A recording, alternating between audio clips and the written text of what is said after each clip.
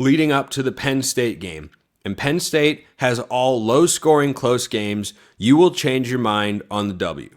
He's, of course, referring, as my everydayers know, to what I suggested this offseason, which is I don't expect to win the Penn State game. I expect Oregon to be competitive. If they got Ohio Stated, so to speak, from the road, if it was a rehash of the Rose Bowl, well, that wouldn't be good.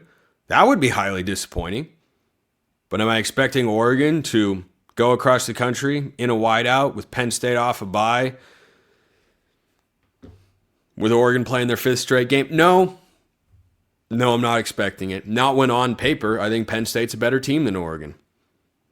That would be an expectation-shifting game. Talked about that on yesterday's show with Zach Sako of Locked On Nittany Lions, who is great and a frequent guest of the program. But if Oregon blows out their first four opponents, they start with Montana State, and it's very close. Football is so very close. 15 days away as this show airs. I can't wait. I bet you can't wait either. So Montana State, then Oklahoma State, go at Northwestern for a 9 a.m. Pacific time kickoff. That's going to be so crazy, man. So crazy. And then come back home against Oregon State. The Ducks should win all four of those games. I mean, I think the only way they don't is if Dante Moore just comes out looking like the same guy he was in 2023 as a true freshman, which I don't expect, by the way. I really don't. And do I think he's going to hit his ceiling in the first month of the season for what his career could ultimately be? No, I don't think that's a reasonable expectation. He should be good enough, and Oregon should have enough talent and experience across the field on both sides of the ball to go out and win those games. And maybe you have a nail biter in there. That's an interesting question that I could explore. Which of the three I don't even know that I should exclude the FCS game. It's against Montana State. That's the preseason number 2 team in the FCS. So which game is the most likely to give Oregon trouble? Yeah, that might be like first segment on my Monday show. I love when I think of ideas as I'm answering a question here. So if Oregon goes and blows out Montana State, let's say 55-10, and then they beat Oklahoma State 37-20, and then they go to Northwestern and they win 45-10, and then come back home against Oregon State, who I think will be an improved team. Certainly their quarterback position's been significantly improved. And they win that game 38-17.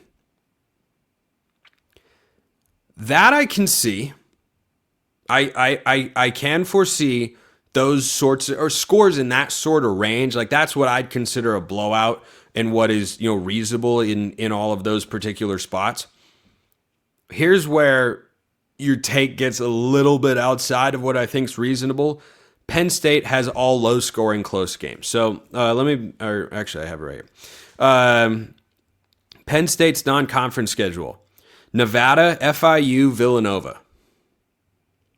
Okay, none of those games are going to be close. Now, as Seiko and I discussed yesterday, it's something to be wary of if you're a Penn State fan, that you're not going to be challenged in the first 3 games, and then you're going to have a bye, and then Oregon's going to come to town. So I think that's the one advantage Oregon does have from a scheduling standpoint for what is clearly their most difficult game and their most difficult schedule break in this entire 2025 slate.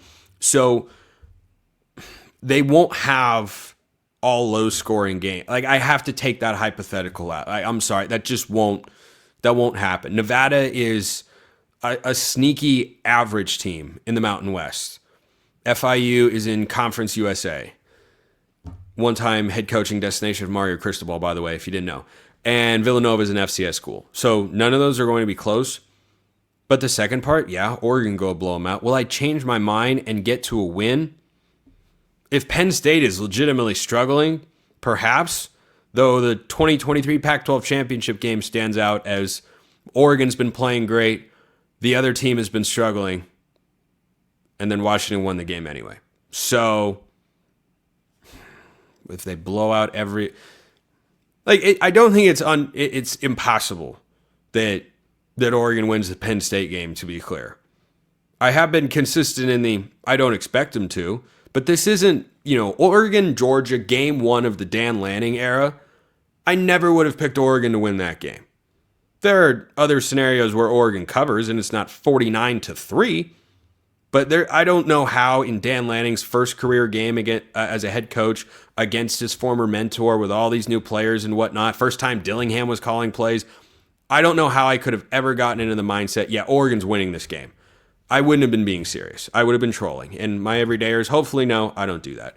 So, Oregon would have to show me a lot in those first 4 games.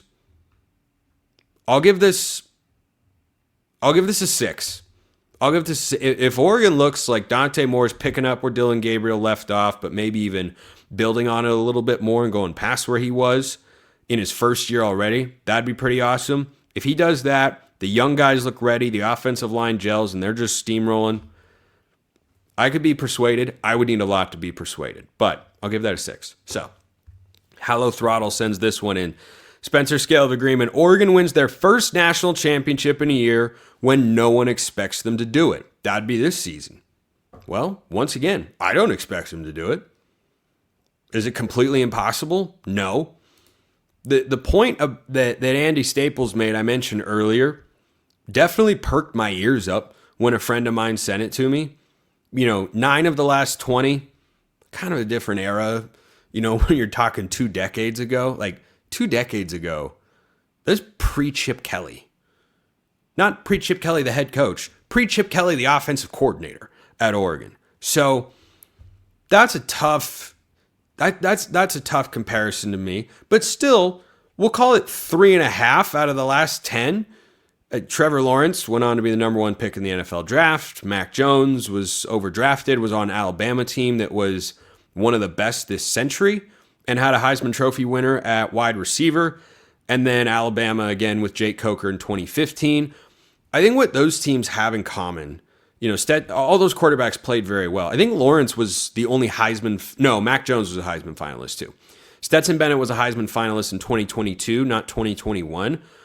I think what those teams have in common that I would be absolutely over the moon thrilled if Oregon were able to pull off this year is they had good quarterback play, but it was the rest of their team that was great. In 2015, Jake Coker, I believe, was handing the ball off to Derrick Henry.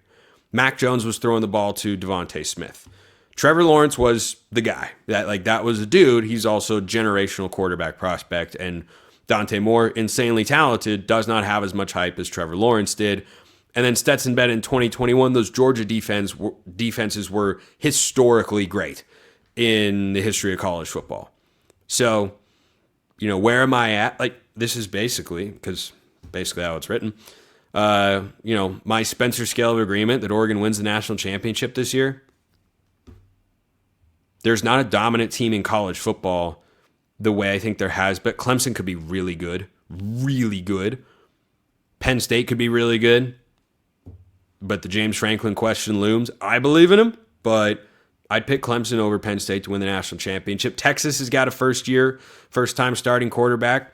Same logic applies, though. If that stat that I listed from Andy Staples has got you fired up about Dante Moore, well, you'd have to say the same thing about Arch Manning, who was in the same class and is also incredibly talented. So, the college football landscape being more open the last couple of years than it has been in the past, where, the SEC champion's not just going to dominate everybody. I mean, last year in the playoff, for goodness sake, the SEC champion, Georgia, got bullied by Notre Dame. That doesn't usually happen. So 2.5. I'll go 2.5. 2.5 on Oregon winning the national championship this year. You ask me that question 1 year from now, that number is going to be a lot higher.